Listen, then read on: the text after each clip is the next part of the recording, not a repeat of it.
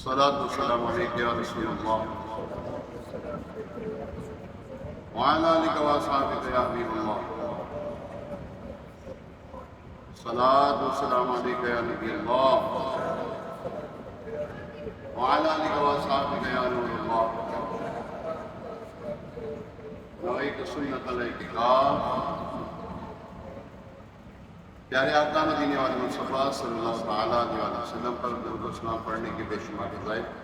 ایک فضیلت میں آپ نے ارشاد فرمایا کہ اس بندے نے دن بھر میں 1000 مرتبہ مجھ پہ درود پاک پڑھا مرے گا نہیں جب تک کہ جنت میں اپنی جگہ نہ دیکھ لے۔ اللہ کریم ہمیں بھی کثرت کے ساتھ درود و سلام پڑھتے رہنے کی توفیق عطا فرمائے۔ صلو علی الحبیب صلی اللہ تعالیٰ علی محمد وعلی آلہ واصحابہ وسلم۔ اللہ پاک قرآن پاک میں فرماتا ہے، اور اے سننے والے، جب تم انہیں دیکھے جو ہماری آیتوں میں بیہودہ گفتگو کرتے ہیں تو ان سے منہ پھیر لے جب تک وہ کسی اور بات میں مشغول نہ ہو جائیں، اور اگر شیطان تمہیں بلا دے تو یاد آنے کے بعد ظالموں کے پاس نہ بیٹھ۔ یہاں پر اس آیت مبارکہ میں کافروں بے دینوں کی صحبت میں بیٹھنے سے منع فرمایا گیا، بد مذہبوں کی صحبت میں بیٹھنے سے منع فرمایا گیا ہے۔ ان کے پاس نہ بیٹھو، ہاں، اور اگر بول کر بیٹھ جاؤ تو یاد آنے اٹھ جاؤ۔ اس آیت مبارکہ کے اس سے معلوم ہو کہ بے دینوں کی جس مجلس میں دین کا احترام نہ کیا جاتا ہو وہاں مسلمان کو بیٹھنا جائز نہیں۔ اس سے یہ بھی ثابت ہوا کہ کفار اور بے دینوں کے جلسے میں جن میں وہ دین کے خلاف تقریریں کرتے ہیں ان میں جانا شرکت کرنا جائز نہیں۔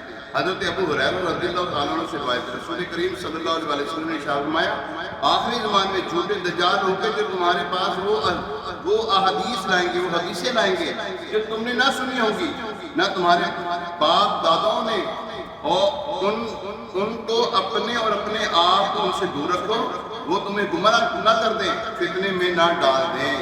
البتہ یاد رکھیے جو علماء کرام ہیں وہ تو ظاہر بات ہے اصلاح کے لیے ان کے پاس جائیں، ان کا تو جانا بنتا ہے، لیکن ہمارا جانا نہیں بنتا۔ آج آپ دیکھتے ہوں گے سوشل میڈیا بھرا پڑا ہے، کوئی حدیث بیان کر رہا ہے جو کبھی سنی بھی نہیں ہوگی، کوئی ایسی باتیں کر رہا ہے، قرآن کی باتیں کر رہا ہوتا ہے جو ہمارے باپ دادوں نے بھی ایسی باتیں نہ سنی ہوتی، وہ آج ایسی باتیں ہوتی ہیں، اور ہم ان لوگوں کو بڑے چسپوں کے ساتھ سنتے ہیں، یار پہلے سن کے رہیے کہ گندہ کی ہے۔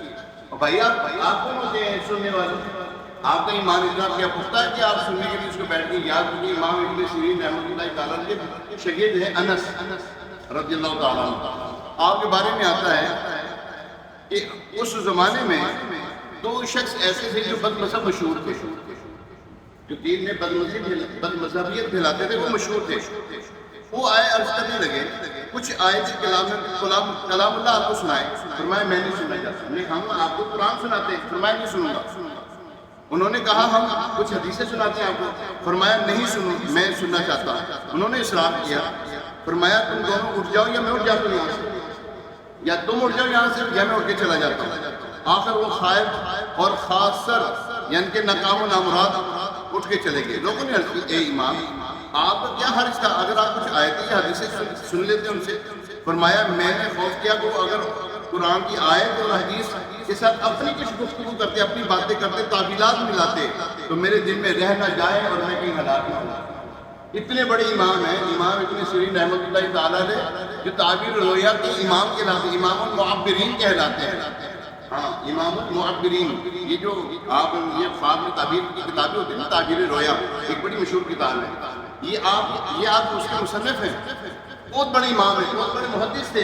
آپ نے بھی ان کی باتیں سنی، اور ہمارا کیا ہوتا ہے جناب موبائل ہمارے ہاتھ میں کیا کرولنگ کر رہے ہوتے ہیں، اچھا ہے مولوی صاحب آئین سے تو سنیے رزیقی کے اندر کی ہے، اب وہ حضور علیہ السلام کی شان میں گستاخیاں کر رہا ہے، اللہ اور اس کے رسول کی شان میں گستاخیاں کر رہا ہے، صحابہ کرام کے خلاف وہ باتیں کر رہا ہے، اور اولیاء کرام کے بارے میں باتیں کر رہا ہے۔ ہاں یار یہ کچھ لگتا ہے یار بات کوئی یار قرآن سنا رہا ہے، قرآن کی آیت دیکھیں نمبر کے ساتھ بتا رہا ہے، یار قرآن بھی بتا رہا ہے، آیتیں بھی بتا رہا ہے، اور کیا نام اس پارے کا نام بھی بتا رہا ہے، حدیث یعنی کہ حدیثیں بتاتا ہے، اس کا نمبر بھی بتاتا ہے، حدیث نمبر یہ ہے، اور باتیں کر رہا تھا وہ غلط۔ ہم کہتے ہیں نہیں یار یہ بندہ تو بات صحیح کر رہا، وہ قرآن سنا رہا ہے نا، اس لیے یاد رکھیں قرآن کے بارے میں قرآن ہی فرماتا ہے وَيُضِلُّ بِهِ كَثِيرًا وَيَهْدِي بِهِ كَثِيرًا، یہی وہ قرآن ہے جس سے لوگ ہدایت پاتے ہیں، یہی وہ قرآن ہے جس سے لوگ گمراہ ہوتے ہیں۔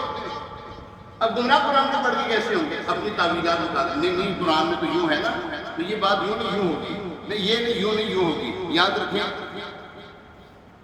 فاروق کا مطلب کیا ہوتا ہے؟ فرق کرنے والا.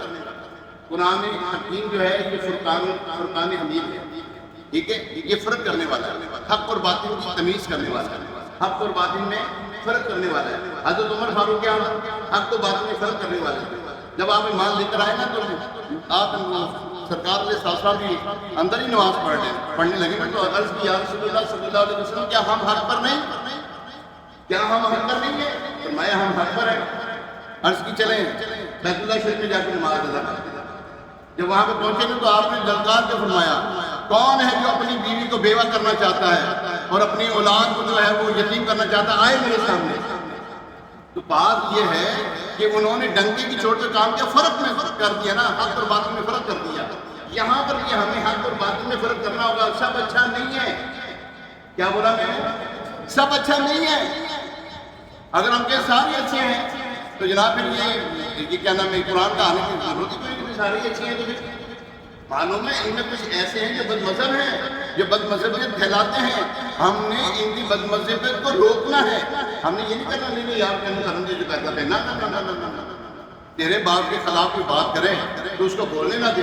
اور جو تیرے اللہ اور اس کے رسول صلی اللہ علیہ وسلم جن کا تم کلمہ پڑھتا ہے ان سے نبی کے بارے میں اور ان کے ماننے والوں کے خلاف باتیں کرتا ہے تو کوئی بات نہیں ہے پھر کا بات نہیں کرنی چاہیے، نہیں کرنی چاہیے اور نہیں کرنے دے جو کرتا پھر کیوں کرنے دے بھائی؟ روکیں گے ڈنکے کی چوٹ پہ روکیں اس کو. یہ نہیں کہ جناب اس کو کرنے دیں، نہیں کرنے دینا. ہمارے اکابرین نے ایسے روکا ہوا تھا تو بند بنا ہوا تھا. جب ہم نے ایسا کرنا چھوڑ دیا نا کہ جناب کوئی بات نہیں سب اچھا ہے کہ سب اچھا ہے، اب وہ ہماری صفوں میں گھس گیا. وہ بھیڑیے جو ہے وہ ہماری صفوں میں گھس گیا. اب وہ ہمارے ساتھ سوتے بیٹھتے ہیں، ہم منہ ملاحظہ کرتے ہیں ان کے ساتھ یار نہیں یار بندہ پھرنا نہیں یار اچھی گلا کرتا ہے، بری باتیں تھوڑی کرتا. نہ آپ یاد رکھیں ابو لہب بڑا خوبصورت تھا، بڑی چرب زبانی سے بولتا تھا، وہ بڑا میٹھا بولتا تھا وہ، لیکن اللہ اور اس کے رسول کا غصہ تھا. تو جو اللہ اور اس کے رسول کے غصہ ہے اسے ہمارا کوئی رشتہ نہیں ہے، ہمارا اسے کوئی تعلق نہیں ہے. ٹھیک ہے، اگر کوئی ایسی بات آپ کے محلے میں، آپ کے آس پڑوس میں، آپ کی مسجد میں، آپ کی کوئی ارد گرد کاروبار کی جگہ پہ کچھ کر رہے ہیں اس کو روکے اور ہم مجھے چند ہو گیا. ٹھیک ہے نا، اس کو بالکل روکے، بانگے دو روکے، ڈنڈے کی زور پہ روکے اس کو. تیرا کوئی کام نہیں یہاں پر.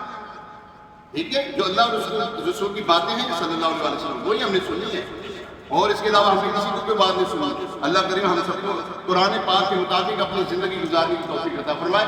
آمین بجاہ نبی الامین علیہ الصلوۃ والسلام. بسم اللہ الرحمن الرحیم، الحمدللہ رب العالمین، والصلاۃ والسلام علی سید الانبیاء والمرسلین. مالک کرم یا ارحم الراحمین ادنا سے حال میں قبول فرما، جسے ہمارے لیے ذریعہ نجات بنا. یا ارحم الراحمین دین کو سیکھ کر عمل پیرا ہونے کی توفیق عطا فرما. یا ارحم الراحمین قرآن پاک سیکھ کر اس پر عمل پیرا ہونے کی توفیق عطا فرما. نمازیں سیکھ کر پڑھنے کی توفیق عطا فرما. یا ارحم الراحمین جو مسلمان بیمار ہیں گھروں میں اسپتال میں یہاں ہمیں بیمار ہیں تو مولا شفائے کاملہ عاجلہ نافع نصیب فرما. ہمارے جنان رضا کرو، ہماری حاجرہ باجروں کے ہمشیراؤں کو یادہ شفائے کاملہ عاجلہ نافع نصیب فرما. ان کے ماں باپ کو شفا عطا فرما. جن جن مرادوں کے لیے احباب نے کہا پیش خبیر کیا مجھے حاجت خبر کی ہے مولا میں کیوں کہوں کہ مجھے یہ عطا ہو وہ عطا ہو. اللہ اتنا عطا ہو کہ میرے گھر گھر کا بھلا ہو، مٹی نہ ہو برباد پس مرگ الہی. جب خاک اڑے میری تم جینے کی ہوا کہتے رہتے ہیں دعا کے واسطے بندے تیرے کارتے پوری آج بات میں کچھ پور کی. صلی اللہ تعالیٰ علیہ محمد محمد اجمعین رحمتک یا السلام علیکم.